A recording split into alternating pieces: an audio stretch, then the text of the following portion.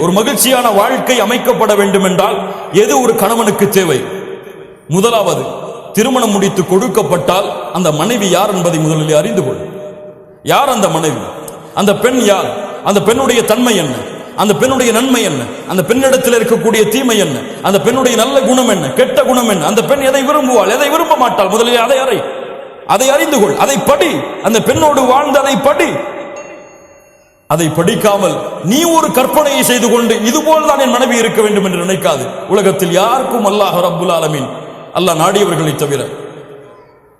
யோசித்து பாருங்கள் மூமின்களை. அல்லாஹ்வுடைய தூதர் ஸல்லல்லாஹு அலைஹி வஸல்லம் உடைய மனைவிமார்கள் அல்லாஹ்வுடைய தூதரை அறிந்திருந்தார்கள். அல்லாஹ்வுடைய தூதர் தங்களுடைய மனைவிமார்களை அறிந்திருந்தார்கள். ஆயிஷா ரலியல்லாஹு அன்ஹா அவர்களை பார்த்து அல்லாஹ்வுடைய தூதர் முஹம்மது ரசூலுல்லாஹ் ஸல்லல்லாஹு அலைஹி வஸல்லம் சொல்வார்கள், ஆயிஷா, நீ எப்போது கோபத்தோடு இருக்கிறாய், எப்போது என் மீது சந்தோஷமாக இருக்கிறாய் என்பதை நான் அறிந்திருக்கிறேன். எப்படி அல்லாஹ்வுடைய தூதரே, நீ கோபத்தோடு இருந்தால் சொல்லுவாய் இப்ராஹிமின் இறைவனின் மீது சத்தியம் செய்கிறேன் என்று. நீ சந்தோஷத்தோடு இருந்தால் சொல்லுவாய் முஹம்மதின் இறைவனின் மீது சத்தியம் செய்கிறேன் என்று. லா இலாஹா இல்லல்லாஹ். மனைவி அறிந்திருந்த கணவன் யார் உதாரணம் வேண்டும் இதை விட? ஒரு மனைவி எப்போது சந்தோஷப்படுவாள், கோபப்படுவாள், முஹம்மது ரசூலுல்லாஹ், இது சமூகத்துடைய தலைவருக்கு தெரியும். லா இலாஹா இல்லல்லாஹ். யோசித்து பாருங்கள். அப்படி தெரியவில்லையா? அந்த மனைவியை புரியவில்லையா? அல்லாஹ்விடத்திலே பிரார்த்தனை செய்யுங்கள். எப்போது? அந்த பெண்ணை திருமணம் முடித்த உடன் அந்த பெண்ணுடைய முனியை பிடித்து விட்டு அல்லாஹ்வுடைய தூதர் என்ன உதவ சொன்னார்கள்? அல்லாஹும்ம இன்னி அஸ்அலுக மின் கைரிஹா வ கைரி மா ஜுபிலத் அலைஹி. யா அல்லாஹ், இந்த பெண்ணுடைய நன்மைகளை எனக்கு கொடு, இயற்கையில் அமைந்த இந்த பெண்ணுடைய நன்மைகளை கொடு, தீமைகளை, இந்த பெண்ணிடத்திலிருந்து வரக்கூடிய தீமைகளை தடுத்து விடு, இந்த பெண்ணுடைய இயற்கையான தீமைகள், இந்த இயற்கை குணத்துடைய தீமைகளிலிருந்தும் என்னை பாதுகாத்து விடு. எத்தனை பேர் இந்த துவா செஞ்சோம்? எத்தனை பேர் இந்த சுன்னத்தை ஆயாத்தாக்கணும்? இப்போ மீதி இருக்கவங்க எல்லாம் என்ன செய்வீங்க? இன்னொரு திருமணம் செய்வீங்களா? லா இலாஹா இல்லல்லாஹ். கண்ணியத்துக்குரியவர்களே, அல்லாஹ் ரப்புல் ஆலமீன் நம்மை பாதுகாப்பானாக. அல்லாஹ்விடத்திலே முறையிடு. யா அல்லாஹ், இந்த பெண்ணுடைய நன்மையை கற்றுக்கொடு, இந்த பெண்ணுடைய தீமையை கற்றுக்கொடு. அந்த பெண்ணிடத்தில் நன்மையும் இருக்கும், தீமையும் இருக்கும். இரண்டும் இல்லாத பெண் இந்த உலகத்தில் யாரும் கிடையாது. அல்லாஹ்வுடைய தூதர் ஸல்லல்லாஹு அலைஹி வஸல்லம் அதனால் தான் சொன்னார்கள், எந்த ஒரு மூமினான ஆணும் எந்த ஒரு மூமினான பெண்ணும் பிரிந்து விட வேண்டாம். அவர்களிடத்தில் இருக்கக்கூடிய வெறுப்பின் காரணமாக அந்த கணவன் அந்த பெண்ணிடத்திலே ஒரு குணத்தை கொண்டு வெறுப்படைந்தால் இன்னொரு குணத்தை கொண்டு திருப்தி அடையட்டும். உன் மனைவி உன் மீது கோபப்படுகிறாளா, உன்னை சரியான முறையில் கவனிக்கிறாளே, அதை நினைத்து திருப்தி அடை. உணவு அவர்களுக்கு சரியாக சமைக்க தெரியவில்லையா, உனக்கு சமைத்து கொடுக்க வேண்டும் என்று எண்ணம் இருக்கிறது இந்த காலத்திலே, அதை நினைத்து திருப்தி அடை. உன்னை கவனிக்க வேண்டும் என்ற எண்ணம், ஆர்வம், உனக்காக வாழக்கூடிய பெண்ணாக மாறுகிறாளே, அதை நினைத்து திருப்தி அடை. லா இலாஹா இல்லல்லாஹ். அல்லாஹ்வுடைய தூதர் ஸல்லல்லாஹு அலைஹி வஸல்லம் சொன்ன அறிவுரை.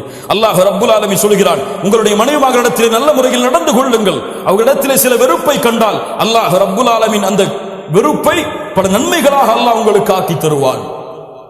குர்ஆன் கொடுக்கக்கூடிய சான்று கண்ணியத்துக்குரியவர்களே. இரண்டாவது, உங்களுடைய மனைவி கிடைத்தால் உங்களுடைய மனைவியுடைய பொருத்தத்தை அடைவதற்காக வாழ முயற்சிக்காது. முடியாது. எந்த பெண்ணுடைய பொருத்தத்தையும் உலகத்தில் யாரும் அடைய முடியாது. நீங்க தங்கத்தை வாங்கி கொடுங்க, கோடி கோடியா கொட்டுங்க, அந்த பெண் உங்களை கொண்டு திருப்தி அடையவே மாட்டார். வேண்டும் வேண்டும் வேண்டும், என் கணவனுக்கு அது செய்யலையே தான் யோசிப்பா. அது பெண்ணுடைய இயற்கை குணம். எல்லாம் செஞ்சதை யோசிக்க மாட்டான். அப்ப என்ன செய்யணும்? அல்லாஹ்வை திருப்திப்படுத்த வேண்டும் என்று பெண்ணுக்கு கொடு. அல்லாஹ்வை திருப்திப்படுத்த வேண்டும் என்று ஒரு கவல உணவை உன்னுடைய பெண்ணுடைய மனைவியுடைய வாயில் ஊற்றி கொடு. ஊட்டு. அல்லாஹ்வை திருப்தி அடைய வேண்டும் என்பதற்காக உன்னுடைய பெண்ணை முத்தமிடு. அல்லாஹ் ரப்புல் ஆலமீன் அந்த பெண்ணுடைய திருப்தியை வாங்கி கொடுப்பான். நீ செல்ல வேண்டிய யாரிடத்தில் தான்? அல்லாஹ்விடத்தில். அல்லாஹ்விடத்திலே பொருத்தத்தை தேடி உன் மனைவி இடத்திலே நீ நடந்து கொள். அல்லாஹ் அதை பொருந்த வைப்பான். உன் மனைவியின் பொருத்தத்தை தேடி சென்றால் அந்த பெண் மரணமாகும் வரை அந்த பொருத்தத்தை உன்னால் அடைய முடியாது. மூன்றாவது, அந்த மனைவியிடத்திலே பேசும்பொழுது என்ன வார்த்தைகளை பேசுகிறோம் என்று யோசித்து பேசு. ஒரு பெண் வார்த்தைகளை கவனிப்பாள். வார்த்தைகளை கவனிப்பாள். ஒரு சின்ன வார்த்தையை ஏதோ கோபத்தில் சொல்லியிருப்பீங்க, அந்த வார்த்தையை அவர் இறுதி காலம் வரை ஞாபகம் வைத்து சொல்லிக்கொண்டே இருப்பாள். வார்த்தைகளை சரியாக பேசுங்கள். அல்லாஹ்வுடைய தூதர் ஸல்லல்லாஹு அலைஹி வஸல்லம் அவர்களுடைய முறை, அவருடைய மனைவிமார்களுடைய உள்ளங்களை வார்த்தைகளால் காயப்படுத்த மாட்டார்கள். நான்காவது, எல்லா நேரத்திலும் அன்போடும் பாசமோடும் காதலோடும் ரொமான்ஸ் ஓடும் வாழ் ஹலால், ஹலால் ரொமான்ஸ் ஹலால், காதலிப்பது ஹலால். யாரை? கல்லூரியில் படிக்கும் பொழுது கல்லூரியில் படிக்கக்கூடிய வாலிப பெண்ணை அல்ல, ஹராம். அந்த பெண்ணோடு பேசுவதில்ல, அந்த பெண்ணோடு டேட்டிங் செய்வதில்லை, ஹலாம் ஹராம். டேட்டிங் ஹலால் எப்போது? திருமணத்திற்கு பிறகு. சேட்டிங் ஹலால் எப்போது? திருமணத்திற்கு பிறகு, திருமண ஒப்பந்தம் நடந்ததற்கு பிறகு. அல்லாஹ்வுடைய தூதர் ஸல்லல்லாஹு அலைஹி வஸல்லமுடைய வாழ்க்கையை பாருங்கள். ஆயிஷா ரலியல்லாஹு அன்ஹா சொல்கிறார்கள், நானும் அல்லாஹ்வுடைய தூதரும் ஒரே பாத்திரத்திலே குளிப்போம். லா இலாஹ இல்லல்லாஹ். இருவரும் மாறி மாறி ஊற்றிக்கொண்டு குளிப்போம். எத்தனை பேர் நம்முடைய மனைவிமார்களோடு குளித்தவர்கள்? லா இலாஹ இல்லல்லாஹ். திருமணம் முடிக்காத வாலிபர்கள் இருந்தால் கொஞ்சம் பொறுத்துக் கொள்ளுங்கள், அல்லாஹ்விடத்திலே பிரார்த்தனை செய்யுங்கள், கற்பனையில் மூழ்கி விடாதீர்கள். லா இலாஹ இல்லல்லாஹ். அல்லாஹ்வுடைய தூதர் ஸல்லல்லாஹு அலைஹி வஸல்லம் வழக்க முறை ஒவ்வொரு தொழுகைக்கு செல்வதற்கு முன்னாலும் தன்னுடைய மனைவியை முத்தமிட்டு செல்வார்கள். யாருடைய வழிமுறை? முஹம்மது ரசூலுல்லாஹ் ஸல்லல்லாஹு அலைஹி வஸல்லமுடைய வழிமுறை. தொழுகைக்கு செல்லும் பொழுது முத்தமிடுவார்கள் தன் மனைவியை. இன்னைக்கு பக்கத்துல வராதீங்க, உது செஞ்சிருக்கீங்கன்றாங்க. லா இலாஹ இல்லல்லாஹ். சுன்னah.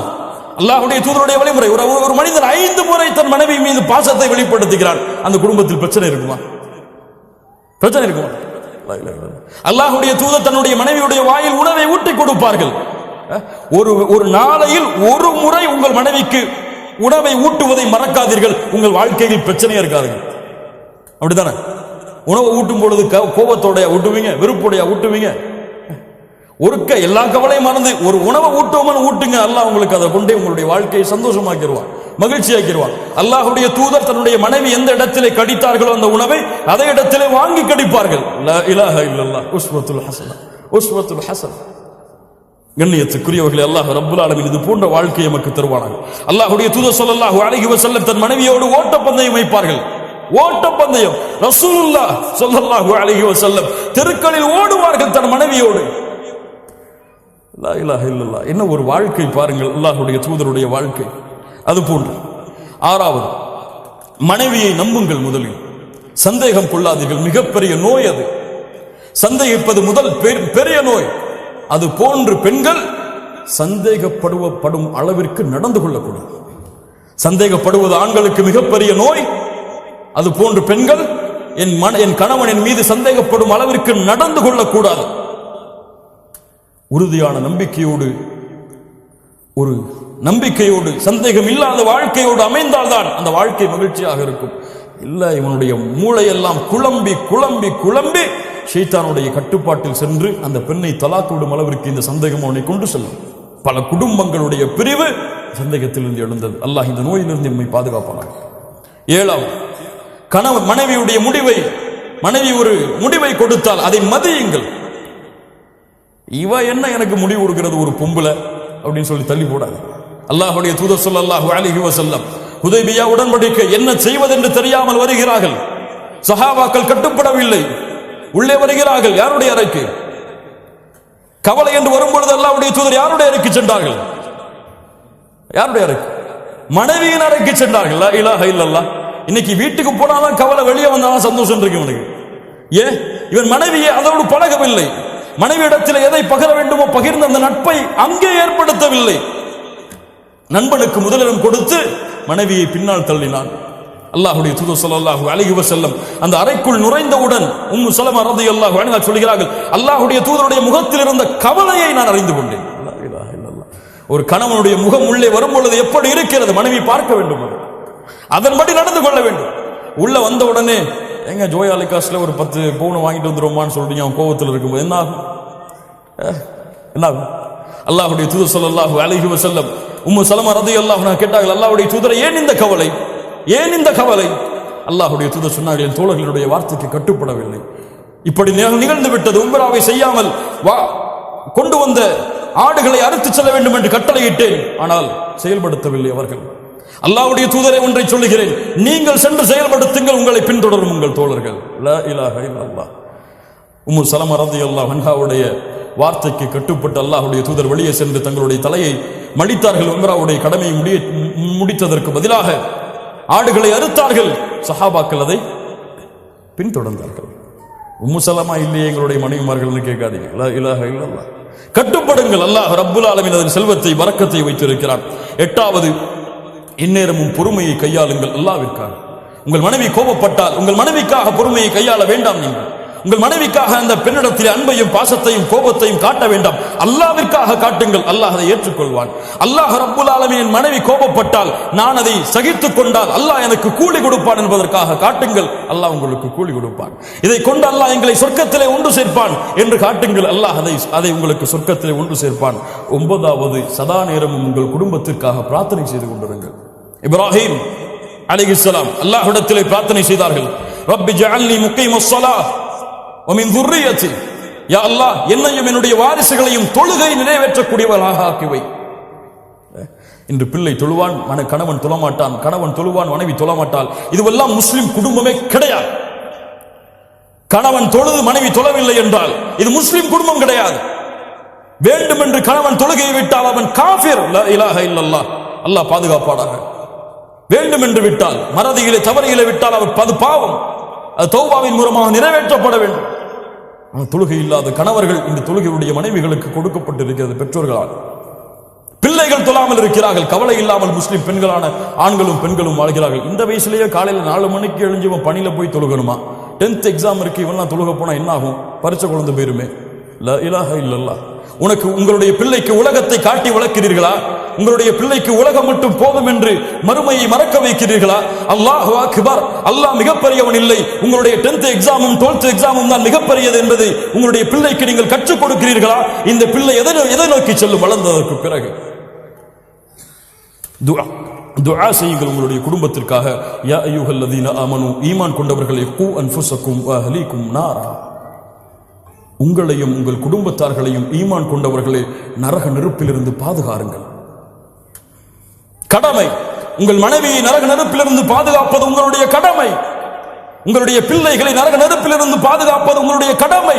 10th எக்ஸாமுக்கோ 12th எக்ஸாமுக்கோ அல்லது உலகத்தில் மிகப்பெரிய நிறுவனங்களில் வேலை செய்யும் அளவிற்கோ உங்களுடைய பிள்ளைகளை வளர்ப்பது உங்களுக்கு தேவையாக இருக்கலாம், உங்கள் மீது கடமை கிடையாது. நாளை மறுமையில் அல்லாஹ் உங்களுடைய பிள்ளையை இன்ஜினியர் படிக்க வைத்தீர்களா என்று கேட்பாடா? டாக்டர் படிக்க வைத்தீர்களா என்று கேட்பாடா? உங்களுடைய பிள்ளைக்கு மார்க்கத்தை கொடுத்தாயா? நரகத்திலிருந்து வெளியே வரக்கூடிய காரியங்களை கற்றுக் கொடுத்தாயா? உன்னுடைய பெண்ணுக்கு ஹிஜாபை கற்றுக் கொடுத்தாயா? உன்னுடைய பெண்ணுக்கு ஒரு ஆணிடத்தில் எப்படி பழக வேண்டும் என்ற முறையை கற்றுக் கொடுத்தாயா? இன்னைக்கு வீட்டில் உட்கார்ந்துட்டு ஆணும் பொண்ணும் அவங்களுடைய தந்தையும் தாயும் பிள்ளைகளும் சேர்ந்து எதை பார்க்கறாங்க? நாடகம், சீரியல். லா இலாஹ இல்லல்லாஹ். கேவலம். முஸ்லிம் சமூகம் கேவலம். தனக்கு முன்னால் தன்னுடைய மனைவி ஒரு அந்நிய ஆணை டிவியிலே பார்க்கிறாள். கணவனுக்கு உணர்வில்லை. ஒரு கணவன் பார்க்கிறான் தன்னை தவிர இன்னொரு பெண்ணை. நேரடியாக பார்த்தால் தான் தவறா? டிவியிலே பார்த்தால் தவறு கிடையாதா? தவறு கிடையாதா? என்ன விளக்கம்? பிள்ளைக்கு பார்க்க கொடுக்கிறார்கள். உன் பிள்ளை ஒரு ஆணை தெருவிலே பார்த்து சென்றால் சம்மதிப்பார்களா? அந்த பெற்றோர்கள் டிவியிலே பார்த்தால் சம்மதிக்கிறார்கள். அப்படி பார்க்கவிட்டால் அவனை போன்று திருமணம் செய்ய வேண்டும் என்று ஆசைப்பட்டு ஒரு வாலிபனை காதலிக்காமல் என்ன செய்வாள்?